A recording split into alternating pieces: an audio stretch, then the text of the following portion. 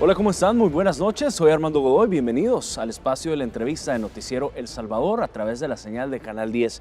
Miren, quiero arrancar con esta buena noticia. Hoy el presidente de la República, Nayib Bukele, nos daba a conocer que nuestro país, El Salvador, ya lleva 300 días sin homicidios. Hemos llegado, dice el presidente Bukele, a 300 días sin homicidios. Para ponerlo en contexto, el gobierno anterior no tuvo un tan solo día sin homicidios y el anterior a ese solo tuvo un día sin homicidios en 10 años, contextualiza el presidente Nayib Bukele. Pero gracias a Dios ahora vivimos en un país diferente y continuamos con esta guerra contra las pandillas. Pueblo salvadoreño, una buena noticia con la que queremos arrancar este programa, 300 días sin homicidio. De esto y otros temas también vamos a conversar como invitado esta noche. Hoy tenemos el placer de conversar con el vicepresidente de la República, el doctor Félix Ulloa, a quien le damos la cordial bienvenida a este espacio, que bueno, también es su casa.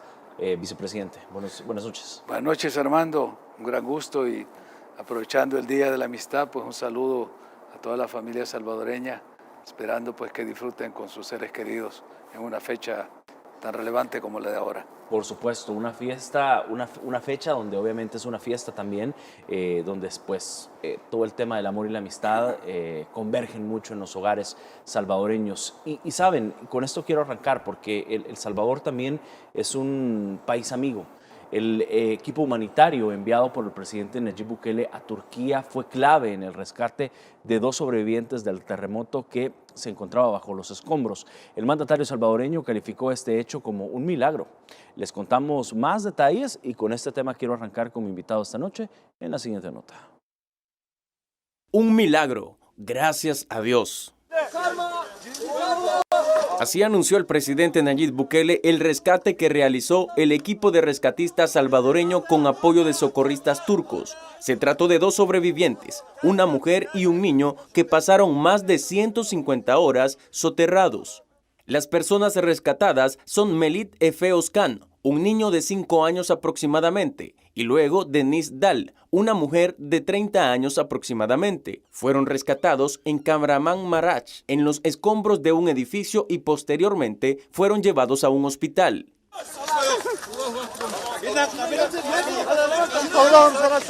Momentos más tarde, Denise Dal confirmó que su rescate es un milagro en el que intervinieron los rescatistas salvadoreños.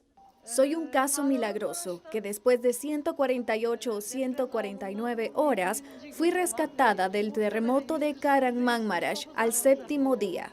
Hoy es 12 de febrero, la fecha que también coincide con la liberación de Maraş. ¡Qué coincidencia tan bonita! Me gustaría agradecer a todos los que se esforzaron. Saludos sinceramente a todos, de todo corazón, pero un agradecimiento especial al equipo de El Salvador. Me di cuenta que ellos me salvaron. Para la sobreviviente, la intervención de los héroes salvadoreños no es una coincidencia. Quiero decir algo, una anécdota. Cuando empezamos a usar el Hotmail en la escuela secundaria, mi usuario iniciaba con Salvador. El Salvador también tiene un significado especial para mí. Una vez más, entendemos que nada es casualidad. Envío mis más sentidos saludos al equipo de El Salvador. Los quiero mucho. No conozco a ninguno de ellos, pero de verdad teníamos un pequeño espacio para sobrevivir. Se convirtieron en orejas que lograron escucharnos. En ese espacio vital se convirtieron en la voz que nos respondió. Les agradezco mucho. El trabajo en equipo para realizar esta maniobra fue clave y es la manera en la que siguen esperanzados para encontrar a más sobrevivientes. Luis Muñoz, Noticiero El Salvador. Bueno, y esto, recordemos, fue tras los fuertes terremotos de 7.8 y 7.5 que afectaron a Turquía y el noreste de Siria, que ha causado, la última estadística arroja la muerte de más de 31.900 personas. ¿Cuál ha sido el rol que ha tenido el gobierno del presidente Nayib Bukele, el gobierno de El Salvador con Turquía, vicepresidente? Bueno, como podemos escuchar en este testimonio, dramas de esta naturaleza requieren acciones de la misma talla, ¿no? La decisión del presidente Bukele de enviar esta fuerza compuesta por diferentes profesionales, médicos, enfermeras, rescatistas y la unidad canina especializada en rescates, significó justamente ese acto de solidaridad que se debe mostrar en estos momentos. Y en caso de El Salvador, pues hemos vivido tragedias similares. Los últimos terremotos, tanto 2001 como del 86, pudimos presenciar relatos dramáticos como el de estas dos personas que fueron rescatadas, el niño y la señora. A estas alturas todavía hay esperanzas que puedan encontrarse sobrevivientes, pero escuchando los reportes de las personas que hemos enviado en esta misión de rescate, están cumpliendo otra labor complementaria, porque es el rescate de cuerpos de personas que ya fallecieron, pero que están encontrando en sus familiares esa oportunidad de darles una sepultura digna, y creo que esa parte de la misión humanitaria también cuenta, y a partir de esta misión El Salvador queda ya registrado en los anales de la historia de la humanidad como un país solidario y con la capacidad de prestar este tipo de asistencia a otros países, a otras naciones que sufran este mismo tipo de catástrofes. Claro, estamos hablando de un gobierno que también ha sido muy amigo del gobierno de El Salvador y que por supuesto se ha visto ese interés también en poder no solo invertir en nuestro país, sino que también poder apoyarlo en otros temas. Ahora nosotros damos esa mano amiga en medio de esta crisis, ofreciendo nuestra ayuda humanitaria, vicepresidente. Exactamente, y yo espero, todavía estamos pendientes de que se confirme, porque el presidente me ha designado, hay una misión que tengo que cumplir yo al inicio del próximo mes. Si no se cancela la actividad a la que estamos convocados, pues sería una nueva oportunidad de que el gobierno del presidente Bukele y el pueblo salvadoreño pudiéramos expresar de manera personal todo nuestro respaldo y nuestra solidaridad al pueblo y al gobierno de Turquía. Claro. Es decir, fue todo el equipo de USAR, ya decía usted, policía, soldados, bomberos, médicos, y ya se está viendo estos resultados. Veíamos el video, por ejemplo, de esta mujer turca, donde obviamente agradecía el apoyo de los salvadoreños, agradecía el apoyo del presidente Bukele y del gobierno de El Salvador, y ella lo dice expresamente, si no hubiera sido por ello, no hubiera sobrevivido. Sí, yo creo que esa parte del testimonio es la más sensible. Correcto. Para lo que significa y el trabajo de nuestros equipos de rescatistas que han sido enviados. Le da ese valor agregado al profesionalismo, a la entrega con la que han llegado nuestros hombres y mujeres, y la unidad canina. No hay que olvidar que también forma parte de este contingente, y como repito, eso nos califica. Ya queda registrado nuestro nombre en los anales de la historia. Y no solo también fueron estos hombres con las manos vacías, es decir, según lo que tengo entendido, la ayuda humanitaria incluía mascarillas, botellas de agua, entre otros insumos, ¿no? Sí, pudimos ver en el momento que estaba organizándose el desplazamiento, que incluso fue motivo de reconocimiento en redes sociales por influencers de otros países que nos siguen en el desarrollo y cómo evoluciona El Salvador de hoy, el reconocer esa capacidad organizativa y como decía uno de ellos, de primer mundo, con la que la fuerza se organizó, la cantidad de equipo adicional que se llevaba y este tipo de implementos que iban a servir justamente para auxilio de primera instancia a las víctimas y también pues a los equipos que estábamos enviando. Claro. Con esto, que no sé, me quiero ir a la pausa también, por son las 8:16, vicepresidente. ¿Cómo El Salvador, obviamente sabemos que esta es una ayuda humanitaria, un apoyo que da el gobierno de El Salvador al gobierno que está sufriendo por esta situación, el gobierno turco? ¿Cómo queda El Salvador, la imagen de nuestro país? ¿Cómo ahora va a ser visto con esta ayuda tan importante y significativa? Bueno, de hecho, ya el rostro de El Salvador ha cambiado sustancialmente desde que empezamos a implementar el Plan Control Territorial, la operatividad de las fuerzas del orden, la coordinación, el uso de equipos de última generación en tecnología, en fin, ya el país está dando muestras de que tiene una capacidad operativa para atender temas de urgencia, en el caso como esta catástrofe de un terremoto, pero también que se aplica a situaciones de urgencia en medidas de seguridad pública, como los que hemos demostrado en nuestro país, sobre todo en esta quinta fase, en esta fase de extracción, con los cercos militares. Importante. Vamos a irnos cuando son las 8:17, la primera pausa, y al regresar también venimos conversando de este tema, el tema de seguridad. Ya El Salvador ofreció también a la comunidad internacional compartir su experiencia en materia de seguridad. El vicepresidente también ha dado declaraciones a medios internacionales y nos cuenta obviamente la postura al regresar de la pausa. Ya venimos.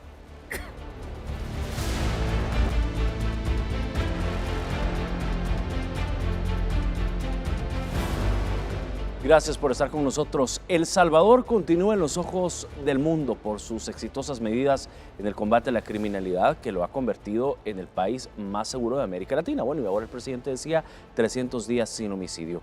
Fue el vicepresidente de la República, el doctor Félix Ulloa, quien expuso en una entrevista de un medio internacional francés el trabajo realizado por el gobierno en beneficio de toda la seguridad de la población. Quiero que vean esta nota y luego regresamos hablando con mi invitado. El Salvador sigue siendo referente en el combate a la delincuencia a nivel internacional. El vicepresidente dejó claro que en esta guerra contra pandillas, las garantías constitucionales no han sido suspendidas para toda la población honrada, desmintiendo lo que afirman organizaciones aliadas a la oposición. Y se lo explicaba yo a una cancillería en Europa, porque me decía, tenemos temor de que no se pueda movilizar el pueblo en El Salvador. Y le decía, hombre, si hay que ir a las playas, hay que ir a ver los eventos deportivos, hay que ver las actividades religiosas que se desarrollaron una semana después de que se estaban suspendiendo estas garantías. Pero esta narrativa se ha utilizado por parte de la oposición política en El Salvador. El país ya dejó atrás los años de secuestro en el que estuvo a causa de los políticos aliados con las pandillas, por lo que la población ya no es víctima de delitos como homicidios y extorsiones. Además, en el sistema penitenciario se impuso orden y control, también adecuándolo a condiciones para los reclusos y dignificando el trabajo del personal de seguridad. Se tiene un nombre que se llama Centro de Confinamiento del Terrorismo, es decir, es una cárcel de máxima seguridad dotada de todas las condiciones y equipos necesarios para que las personas que van a estar internas porque son condenadas por los jueces puedan cumplir sus condenas en condiciones humanas. Así el mundo sigue conociendo la nueva realidad de la que gozan los salvadoreños, tras la conversión histórica del país propiciada por las políticas del gobierno del presidente Nayib Bukele. Miguel Paredes, Noticiero El Salvador. Gracias, Miguel. Y precisamente esta visión, vicepresidente, es la que usted también expuso recientemente en la reunión de la CELAC, ofreciendo obviamente el apoyo en asesoría del tema de seguridad a los países de América. Exacto, fue una oportunidad en la que estábamos reunidos los jefes de Estado de América Latina y el Caribe, y donde el tema de la seguridad estaba siempre en el ambiente. Sí. Algunos países temiendo de que, dada la guerra contra las pandillas que exitosamente está llevando a cabo el gobierno de El Salvador, estas pudieran desplazarse hacia algunos países de la región, en el Caribe o en el sur de América, y por lo tanto el país salimos a ofrecer nuestra expertise, nuestro know-how en el combate exitoso contra las pandillas a partir de esta concepción del Plan Control Territorial, explicándolo de que se trata no del uso exclusivo de la fuerza del Estado, la fuerza coactiva del Estado, sino que lleva componentes que van desde una modificación a la normativa que permite actuar dentro de la legalidad y dentro del Estado de Derecho, así como otro tipo de coordinaciones, trabajo previo de inteligencia que permite que las acciones de gran calado, como estas, digamos, capturas masivas, que ya pasan de 63.000 los capturados, se haya llevado a cabo sin un baño de sangre, sin derramamiento de sangre, es decir, una operación casi impecable mediante la cual el ejercicio de la fuerza pública se realiza dentro de los marcos y los protocolos de respeto a los derechos humanos. Es decir, hubo que hacer una explicación de estos operativos porque la fase esta de extracción y los cercos que se realizaron, empezando con el piloto que se hizo en Comasagua, luego el gran cerco con 10.000 efectivos en Soyapango, los otros ya en Tutunichapa, La Granjita, para ellos son modelos que no se conocían en periodos como los que se están viviendo, no solo en El Salvador, sino en diferentes realidades en nuestro continente. Por lo tanto, era importante hacer esta transferencia de conocimiento, ofrecer la asesoría técnica, ofrecer, en un caso específico de un país, de enviar una misión de estudio y evaluación para poder dar la asesoría adecuada, porque en algo fuimos claros y enfáticos. No estamos en capacidad de enviar fuerzas ni militares ni policiales a ningún otro país, claro, porque están ocupadas al 100% del nuestro, pero sí, con todo gusto podemos enviar técnicos, enviar especialistas, enviar el personal que ha trabajado en el diseño de cada una de las etapas del plan para hacerlo efectivo y que puedan utilizarse los recursos que en muchas ocasiones lo hemos visto cuando la comunidad internacional interviene, sea mediante los cascos azules de Naciones Unidas u otro tipo de fuerzas internacionales, en las cuales no se logran los objetivos. Por eso es que el hecho y el modelo salvadoreño ahora sí está siendo considerado como una forma que se podría aplicar en otros estados, por supuesto, y como dicen los abogados, mutatis mutandi, es decir, haciendo las adecuaciones correspondientes a cada realidad, porque El Salvador, si bien fuimos ejemplo en los años 90, cuando la solución pacífica del conflicto nos permitió terminar una guerra civil. Este modelo Naciones Unidas lo planteó en diversos países alrededor del mundo. Ahora, en esta ocasión, este nuevo tipo de guerra, porque también les hemos explicado que estamos en una verdadera guerra. Claro. Es decir, no son las guerras convencionales internacionales, ni las guerras de los conflictos internos que regula el derecho internacional humanitario. Los 4 convenios de Ginebra tienen un artículo, que es el artículo 3 común, que se aplica para los conflictos internos, o sea, conflictos armados de carácter no internacional.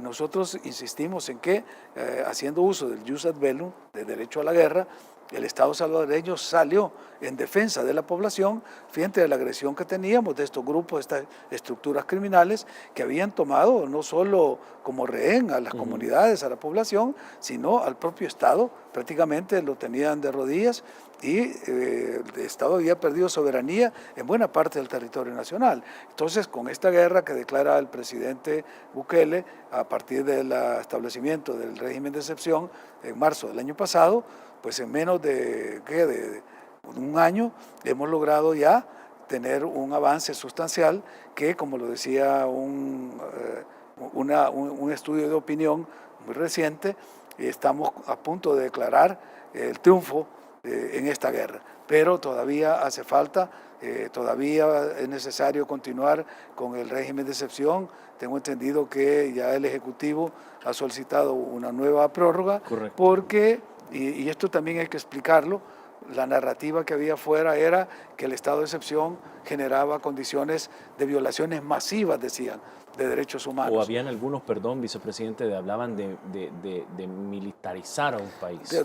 Bueno, había toda una serie de lecturas que no correspondían a la realidad y por eso ha habido que explicar que el estado o régimen de excepción no está afectando ni ahora, ni ha afectado nunca ni una sola de las libertades públicas. Ni una sola. Las únicas garantías que han sido suspendidas, que fueron inicialmente 4, son de carácter personal y de carácter judicial. Es decir, el término, por ejemplo, de la detención administrativa, que la Constitución garantiza que son 72 horas, o sea, 3 días, ahora se extiende a 15 días. Es decir, eso afecta al individuo que ha sido capturado bajo la presunción de la comisión de un delito dentro del régimen de excepción o dentro de la tipología de los delitos donde se aplica este régimen. O lo de las escuchas, por ejemplo, que también es una garantía constitucional, ahora está suspendida porque hay necesidad de revisar los teléfonos y los medios como se comunican las estructuras criminales. Entonces esas son las únicas garantías que están suspendidas. Por eso cuando se dice que el régimen de excepción se está prorrogando, aquí la normalidad de las actividades económicas, sociales, deportivas, religiosas, turísticas, no se ha afectado en ningún momento. Yo creo que el presidente fue muy claro cuando dijo, al nomás declararse el estado de excepción, que no se iba a afectar la vida de la ciudadanía honrada y del pueblo trabajador. Y eso es lo que ha pasado. Entonces, cuando afuera no se explica eso y lo que sale son estos voceros, que hemos dicho pues ya que son voceros de la oposición política, que no tiene voceros legítimos de los partidos, entonces utiliza algunas ONGs o algunos analistas para generar esta desinformación, se ha ido diluyendo, porque muchos, sobre todo algunos medios de gran, digamos, reconocimiento en la comunidad internacional que estaban dando eco a esta narrativa, han tenido que enviar a sus propias para comprobar y han visto pues sí que en efecto la vida en El Salvador transcurre normalmente para la población honrada y trabajadora. Claro, los criminales, las estructuras criminales están siendo combatidas bajo este concepto del régimen de excepción. Claro. Esto, lo de la CELAC ocurrió, entiendo yo, en Argentina, ¿no? Sí, sí. Pero también hubo una gira en diferentes países de Sudamérica, entiendo, visitó no solo Argentina, sino que Uruguay y también Chile. Me imagino que ambos países también mostraron su interés en conocer qué es lo que ha pasado aquí en el país, ¿no? No, bueno, mira, fue bien importante la visita en Uruguay porque estuvimos con el intendente de Maldonado, que es el departamento donde está la ciudad esta turística, Punta del Este, ¿sí? Y cuando empezamos a explicar nuestro proyecto, no solo en el tema del combate a las pandillas, sino el día después, o sea, qué hacer y cómo prevenir que nuevos jóvenes se integren a las pandillas, y le explicamos el sistema de los cubos.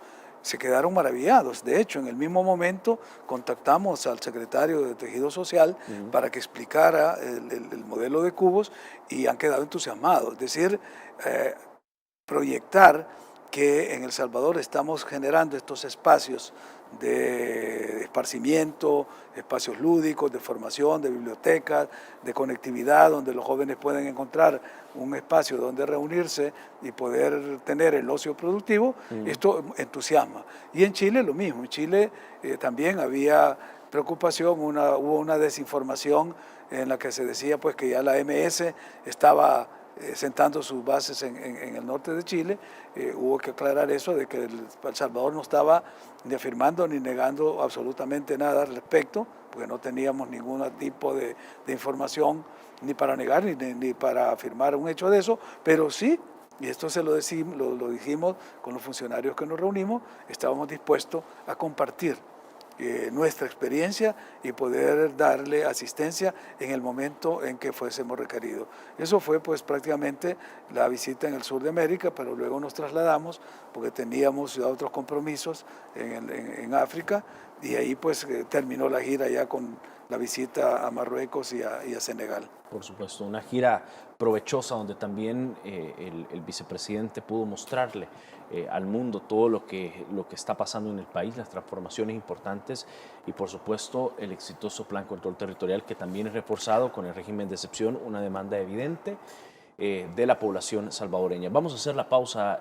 vicepresidente, y al regresar venimos hablando al respecto sobre este tema. Ya regresamos.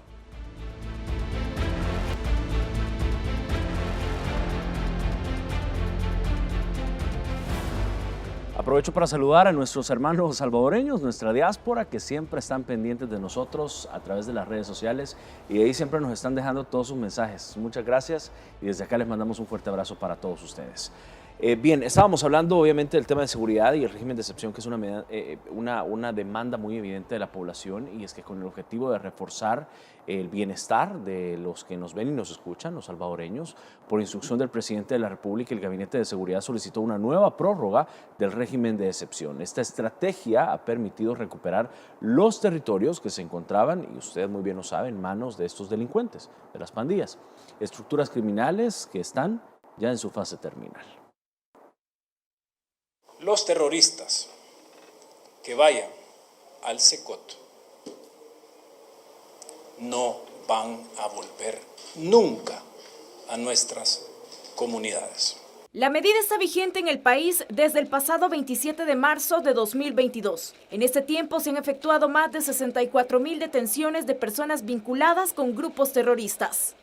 De más está decir que los resultados históricos que estamos teniendo en materia de seguridad nos confirman esta transformación histórica.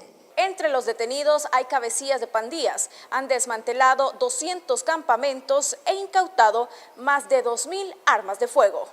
Nosotros sí consideramos que se debe de prorrogar. El ministro de Justicia y Seguridad Pública, Gustavo Villatoro, y el de la Defensa Nacional, René Francis Merino Monroy, junto con el director de la Policía Nacional Civil, Mauricio Arriaza Chicas, entregaron la solicitud al diputado presidente Ernesto Castro. Recientemente el presidente Nayib Bukele inauguró el Centro de Contención del Terrorismo, el CECOT, que como también lo decía el ministro de Seguridad, es un monumento a la justicia. La ampliación de esta medida, que es respaldada por la población, ha garantizado la seguridad y libertad en barrios y colonias que históricamente fueron dominados por estructuras delincuenciales. Estoy tan seguro que este será también el primer año en el cual los estudiantes podrán asistir a sus escuelas, colegios, con entera libertad. Además, señalaron que el mes de enero de 2023 se convirtió en el mes más seguro en la historia del país. Sara Méndez, Noticiero El Salvador. Gracias, Sara. Vicepresidente, ¿por qué ampliar una 11ª prórroga del régimen de excepción?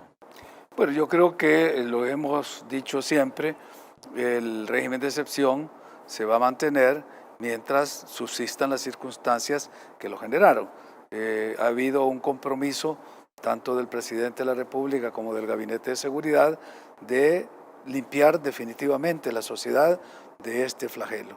Y para lograr ese objetivo hace falta todavía seguir los territorios, seguir buscando, capturando a los miembros de estas estructuras criminales, no solo lo que se ha logrado de forma masiva de capturar las estructuras inferiores, sino llegar a los altos mandos, ¿no?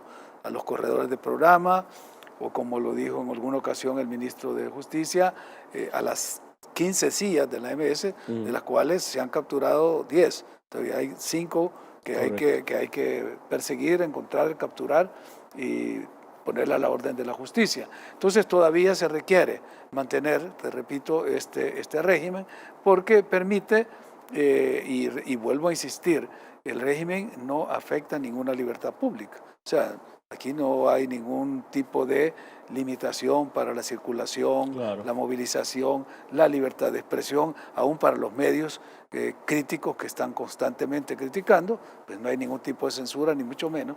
Por lo tanto, la afectación se hace para los procedimientos judiciales, para la sustanciación de los procesos.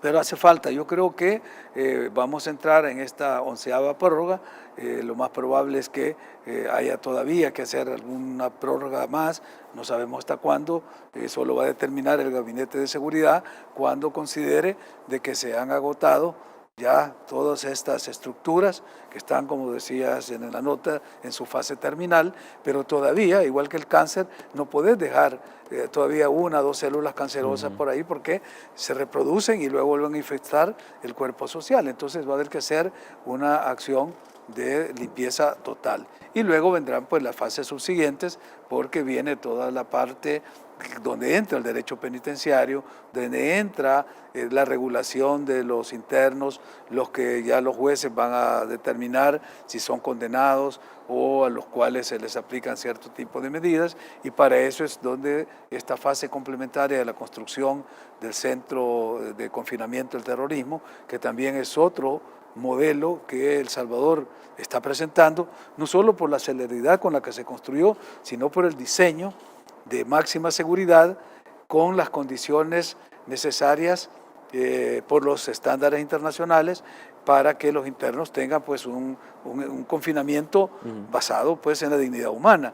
pero que no represente ningún riesgo de fuga como normalmente se daban en los penales tradicionales, porque es un mecanismo de doble seguridad, o que también permite, mediante el uso de tecnologías, que se desarrollen algunas medidas de carácter judicial, como las audiencias, que no va a tener necesidad de ser transportados a las sedes judiciales o a los tribunales, sino que se van a poder realizar por la vía electrónica. Entonces, todo eso pues es un plus que nos viene a dar en el combate a los grupos criminales y a lo que hemos llamado nosotros la guerra del siglo XXI, es decir, cómo empezar a combatir las estructuras criminales, los nuevos enemigos de la sociedad, que son estas estructuras de crimen organizado, sin que la sociedad tenga que pagar altos costos, como lo hemos visto en otros conflictos internos, de hecho, el que vivimos en la década de los 80 o el que vive en otros países que tienen conflictos internos. Hay algunos medios internacionales, y voy a decirlo con nombre y apellido porque obviamente también los salvadoreños ya saben, hay medios por ejemplo como CNN y otros medios por ejemplo de Estados Unidos que están enfocados en malinformar no solo a los salvadoreños sino de pronto a la comunidad internacional, donde han dicho y han expresado que este nuevo centro de confinamiento del terrorismo, mejor conocido como CECOT, gracias, afecta a los derechos humanos, viola los derechos humanos, que no hay camas, que no hay ventiladores, que no hay aquí, que no hay allá, es decir, crean un escenario donde tampoco no puede ser un hotel, vicepresidente. No sé si su valoración es al respecto al ver, por ejemplo, medios como CNN, donde dice que esta cárcel viola los derechos humanos de la misma gente presa. Sí, bueno, hay medios y medios, hay periodistas y periodistas. Yo he tenido que interactuar con medios serios que quieren informar, que su rol es informar. Y es que los medios tienen que ser inquisitivos, tienen que buscar la verdad e informarla. Pero hay medios que tienen ya una tendencia, es el ejercicio faccioso del periodismo. Cuando ya hay una aclaración. No, por supuesto, y se les ha expresado y se les ha mostrado cuáles son esas condiciones, pero siguen insistiendo porque hay algún tipo de periodistas que tratan de ganar imagen, de lucirse ellos, más que informar. Y algunos de ellos andan soñando con ganar el Pulitzer y están buscando hacer noticia de cualquier cosa, y otros incluso que dicen que hay que ir a incomodar al entrevistado.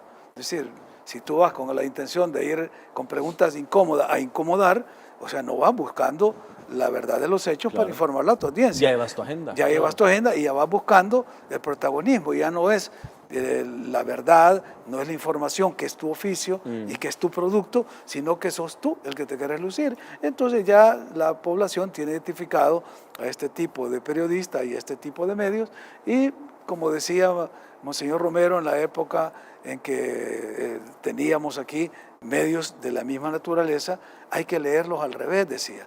O sea, lo que digan que es malo es porque es bueno, y lo que digan que es bueno es porque es malo. Entonces la gente se acostumbró a que cuando leía los matutinos de la época, todos los encabezados y todo lo que decían, decía, bueno, entonces es lo contrario. Entonces esto está sucediendo. Desafortunadamente la prensa en estos días se ha polarizado, ha tomado partidos. Siempre los conflictos generan este tipo de polarizaciones, aún en sociedades que creíamos totalmente de democracias consolidadas, como el caso europeo, donde se prohíbe incluso que cadenas de televisión puedan entrar o dar información, o algunos periodistas que han sido vetados. Es decir, es un momento difícil. Yo creo que la prensa tiene que hacer un ejercicio de reflexión en general, de buscar cuál es la deontología en cuanto a los códigos éticos de cómo informar, para ir desmontando todo este tipo de prensa activista que ya no está buscando el informar a la población, sino el formar opinión. Es más, y lo dicen algunos, estamos formando opinión, o sea, se vuelven ya parte de una agenda o de un grupo o de una verdad que contrasta con otra, y la idea es que sea el ciudadano el que se forme su propia opinión, y el papel del periodista y del medio es brindársela de manera objetiva, y el ciudadano se formará una opinión en uno u otro sentido, pero eso no está sucediendo y es lo que ha pasado con algunos de estos medios que estoy mencionando. Y lo que sucede también, vicepresidente, y la gente también lo ha notado, es que estos medios agarran de fuente a gente que, a pesar de que el gobierno del presidente Nayib Bukele ha abierto las puertas, ha aclarado, ha mostrado la situación, las imágenes, insisten y están aferrados a a oponerse a como dé lugar. Sí, pero es eso. Es decir, hay algo orquestado. Es lo que decíamos, es decir, la oposición política en El Salvador carece de agenda, carece de liderazgos, carece de protagonismo. Entonces, al no poder contrastar los éxitos que se están logrando, y que ojalá hiciéramos un programa para hablar de los éxitos, de los logros, de las expectativas, de todas las posibilidades, todo lo que se está abriendo para el nuevo El Salvador, lo que hacen es ir generando estas opiniones a través de estos medios y de estos grupos desafectos que en una entrevista que incluso pasaba el presidente hoy por su cuenta de Twitter, donde mostraba pues el nivel de aceptación de 1,26% y abajo un 4% de desafecto, pues bueno, ese es el 4%, es el que logra este eco. Y nosotros, al seguirlo comentando aquí, le seguimos dando eco, cuando deberíamos estar hablando de todo lo que se está logrando, de todos esos éxitos, de cómo nos han recibido ahora en los países donde la imagen de El Salvador, con el liderazgo en muchas áreas. Cuando en Senegal hablábamos con el presidente sobre la reciente aprobación de la ley de los activos digitales, se mostraba interesadísimo porque habíamos dado el salto de tener el Bitcoin como una moneda de curso legal, aprobado en septiembre de 2021, pero ya en el 2023, al inicio del año, estamos aprobando esta ley. Una ley de activos digitales que incluye, además de las criptomonedas, otro tipo de valores de esta naturaleza, como los tokens, ¿verdad?, o los NFT, y eso entusiasma. Claro. Veíamos también en Marruecos cómo el hecho de tener El Salvador un liderazgo en temas en los cuales el Reino de Marruecos nos está colaborando, sobre todo en una región como la región Trifinio, nos han abierto muchas más posibilidades en el tema de pesca, ver cómo Senegal le ha hecho una apuesta para su seguridad alimentaria, la apuesta al desarrollo de la economía azul. Y yo les decía, bueno, eso nos interesa porque nosotros tenemos 3 veces más territorio dentro del mar que en tierra, y por lo tanto una apuesta a desarrollar una economía azul para nosotros es importante, y ahí empezamos a tener ya algunos intercambios. De hecho, me acompañó a la visita a Senegal el director de Sendepesca y logramos ya firmar un acuerdo básico, un memorándum de entendimiento con el ministro de Pesca de Senegal, que nos va a permitir todo un océano de posibilidades. Sí. Lo mismo con el Reino de Marruecos. Entonces, y cuando tú ves en Uruguay, por ejemplo, estábamos hablando, coincidimos primero en un almuerzo en Buenos Aires y luego en una cena en Punta del Este con el presidente de Uruguay, que yo no sabía que él ha venido a surfear a El Salvador. Él ha venido a surfear antes de ser presidente.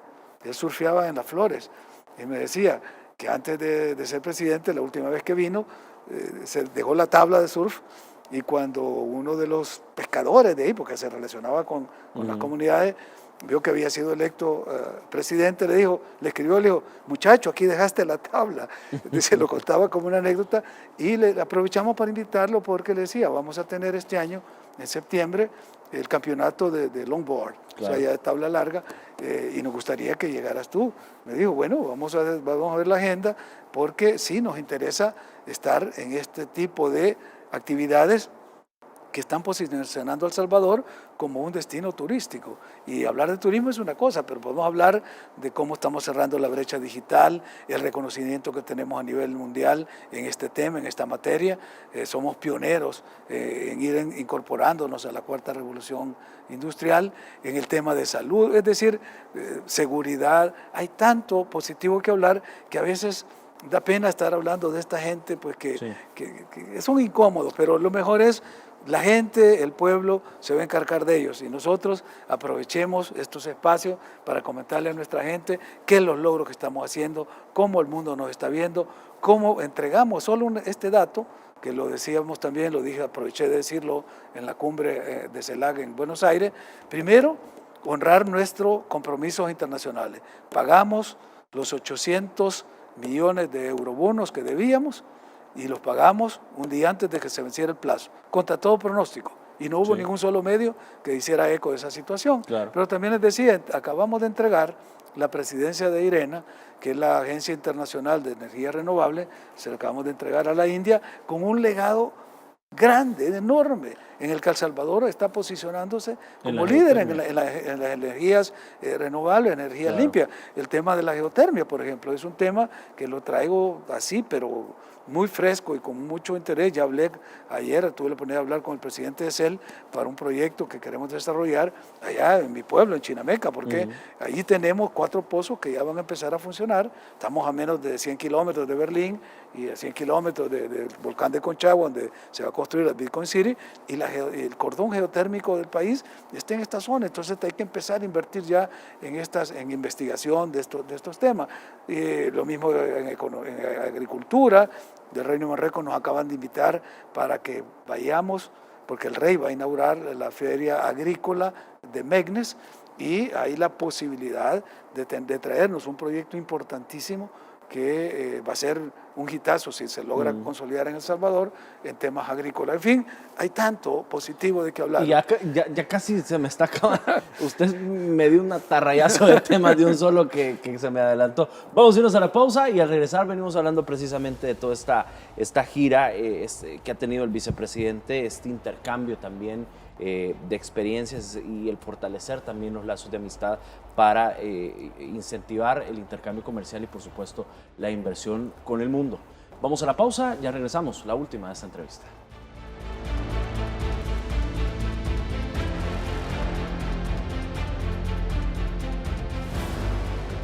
Gracias por estar con nosotros, 8 de la noche con 53 minutos. Estamos conversando con el vicepresidente de la República, el doctor Félix Ulloa. Y bueno, ya nos decía él, obviamente, de todas lo positivo que ha sido estas reuniones de alto nivel con la Unión Africana. El vicepresidente se mostró sumamente satisfecho y reiteró el deseo del gobierno de fortalecer lazos de amistad entre El Salvador y Senegal. ¿Qué importante puede ser esta unión entre ambas partes? Bueno, mira, fuimos justamente a visitar al presidente de Senegal porque es un país donde tenemos la concurrencia. De hecho, me acompañó el embajador Cosillo, que había pues ya arreglado las entrevistas. Él recientemente había presentado sus cartas credenciales y aprovechamos para tener esta reunión de alto nivel, porque Senegal tiene la presidencia de la Unión Africana y la idea nuestra es, como lo ha explicado nuestra canciller, es ir abriendo nuevos mercados y ampliándonos, y son hacia Asia, donde ya tenemos embajadas en Corea, en la India, en Japón, en China. Ella acaba de inaugurar la de Singapur y la de Vietnam, y ahora pues en África también estamos ya con la primera embajada que abrimos en Marruecos, con concurrencias en Malí, en Senegal, en Chad, en varios países, pero con las opciones de abrir en Etiopía, en Nigeria, posiblemente Sudáfrica, porque la idea es tener este diálogo sur-sur. De hecho, yo lo voy a plantear en la próxima cumbre iberoamericana, que ya el presidente también me designó, se va a llevar a cabo el próximo mes en República Dominicana, donde vamos a tener la posibilidad de interactuar, y la CELAC había pedido diálogos regionales. Entonces, uno que ya está programado para el mes de junio, cuando España asume la presidencia por tempore de la Unión Europea, con la Unión Europea y CELAC. De hecho, en Chile aproveché en la reunión con el nuevo secretario ejecutivo de la CEPAL de introducir 2 temas de El Salvador en eso, que era el tema de Trifinio y el tema de la nueva escuela. Y poner al BCIE, que es nuestro banco, el Banco Centroamericano, porque solo estaban invitando al BID y a la CAF. Entonces hemos aprovechado para colocar Centroamérica en esta agenda con CELAC, Unión Europea, pero la Unión Africana también es importantísimo. Hay una gran cantidad de oportunidades que podemos y debemos aprovechar. Por eso la visita a Senegal era en esa doble condición. Primero, por ser un país que tenemos relaciones diplomáticas con reciente recibimiento de las cartas credenciales de nuestro embajador, pero segundo, por tener la presidencia de la Unión Africana. Importante.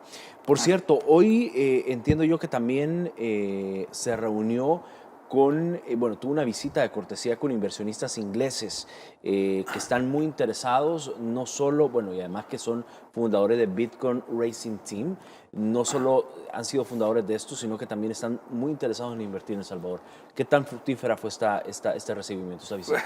Fue realmente maravilloso, un encuentro de una familia, el esposo, la esposa y su hijo, que son los fundadores de ¿no? del Bitcoin Racing Team, y que han quedado maravillados de El Salvador. Tanto es así que han decidido venirse a vivir a El Salvador. Ya están adquiriendo propiedades. Hablábamos de algunas casas en la zona de Surf City, en el mar, sí. Pero también porque ellos manejan este tipo de deporte, de las carreras de alta velocidad, fueron a ver nuestra modesta autopista del Jabalí y están interesados en hacer una intervención para crear pues, mejores condiciones y traerse otro tipo de competencias internacionales. Si ya somos referentes en las competencias internacionales de surf, pues ojalá también podamos hacerlo en las carreras automovilísticas. O sea, pues, te repito, cada vez el país va abriéndose al mundo. Les comentábamos que tenemos no solo la seguridad física, material, sí. que se está dando al haber liberado a las comunidades del flagelo de las pandillas y el haber generado ese ambiente de tranquilidad, de paz y armonía, sino que también la seguridad jurídica para los inversionistas.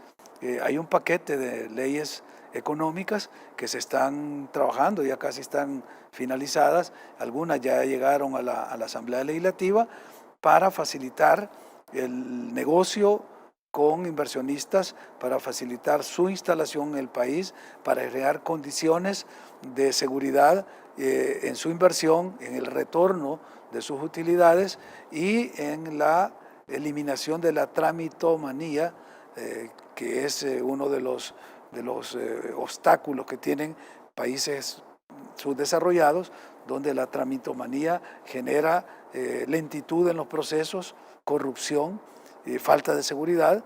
Nos decían que hay países en los cuales para que se logre instalar una empresa tiene que pasar 2, 3 años para hacerlo. Nosotros aquí estamos generando condiciones de facilidad, generándole condiciones a los inversionistas particulares, incluso para que puedan obtener su residencia permanente y los que quieran su nacionalidad igualmente. Es decir, se están dando todas este tipo de facilidades con una nueva arquitectura normativa de carácter legal que va a permitir atraer más inversión extranjera directa. Así que ellos se fueron muy satisfechos con el compromiso de que van a estar, ya han pasado ya varias semanas aquí en el país, te digo, ya identificaron los lugares en donde quieren venir a vivir y las áreas de intervención para hacer sus inversiones. Interesante. Son las 8:59. No me quiero despedir, vicepresidente, sin que nos cuente cómo le fue la reunión que tuvo hoy con el fiscal general de la República.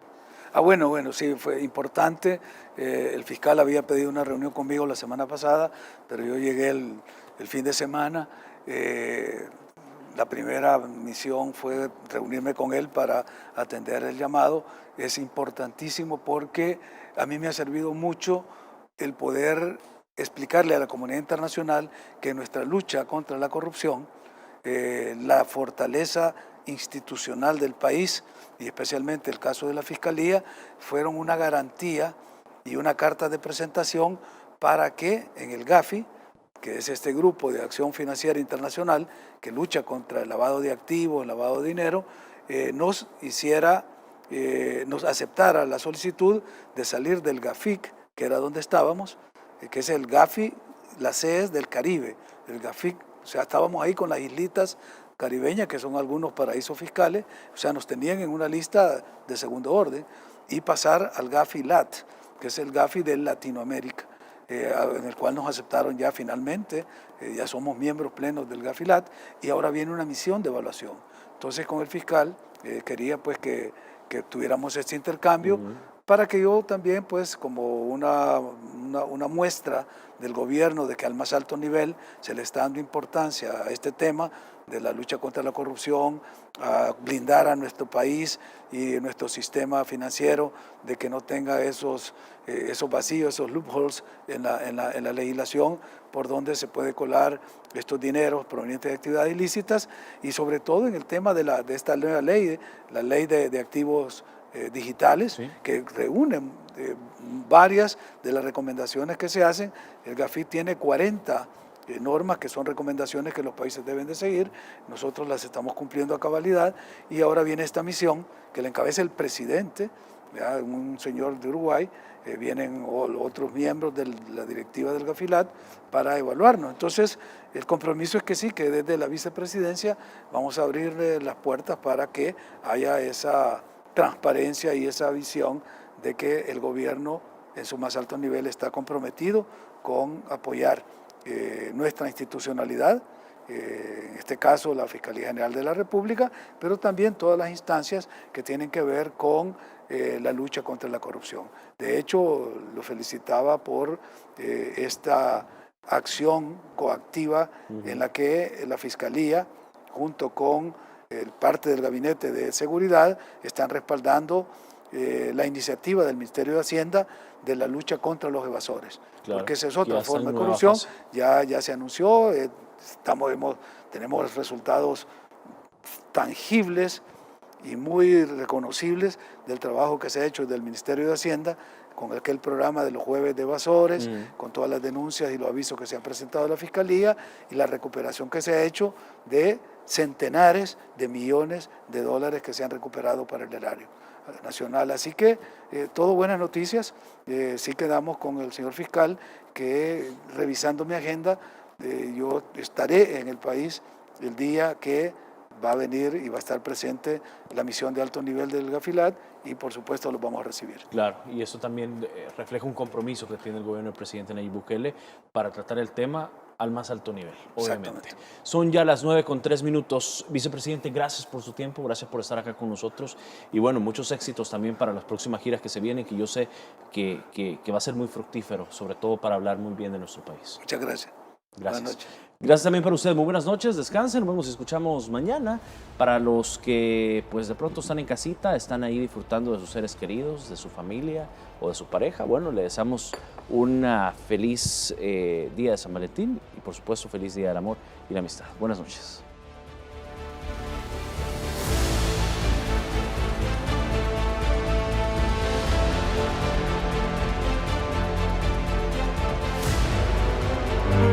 Nuestro país sigue mejorando y los medios públicos también. Hace 3 años empezamos a sentar las bases de lo que estaba en el descuido total. Empezamos a producir contenido con una calidad que no se había visto antes en medios públicos. Una franja completa de entretenimiento para una nueva generación de salvadoreños. Noticias y entrevistas que realmente fueran nuestra voz. Un programa infantil con